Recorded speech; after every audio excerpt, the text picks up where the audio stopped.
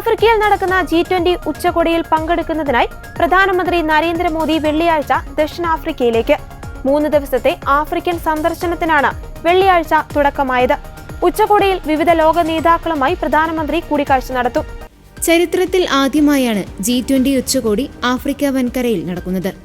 വസുദൈവ കുടുംബകം, ഒരു ഭൂമി, ഒരു കുടുംബം, ഒരു ഭാവി എന്ന ഇന്ത്യയുടെ കാഴ്ചപ്പാടിലൂന്നിയ ആശയങ്ങൾ ഉച്ചകോടിയിൽ അവതരിപ്പിക്കുമെന്ന് പ്രധാനമന്ത്രി നരേന്ദ്രമോദി യാത്രാ പ്രസ്താവനയിൽ പറഞ്ഞു.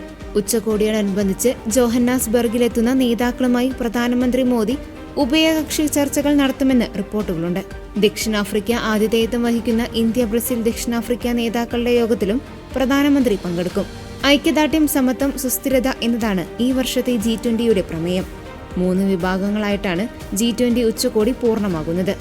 ഉച്ചകോടിയുടെ 3 സെക്ഷനുകളിലും പ്രധാനമന്ത്രി മോദി പങ്കെടുക്കുമെന്ന് വിദേശകാര്യ മന്ത്രാലയം അറിയിച്ചിരുന്നു. ലോകത്തെ വ്യാവസായികമായി വികസിച്ചതും ഉയർന്നു വരുന്നതുമായ പ്രമുഖ രാജ്യങ്ങളുടെ കൂട്ടായ്മയാണ് G20. ആഗോള GDPയുടെ 85%, അന്താരാഷ്ട്ര വ്യാപാരത്തിന്റെ 75%, ലോക ജനസംഖ്യയുടെ 2/3 ഈ രാജ്യങ്ങൾ പ്രതിനിധീകരിക്കുന്നു.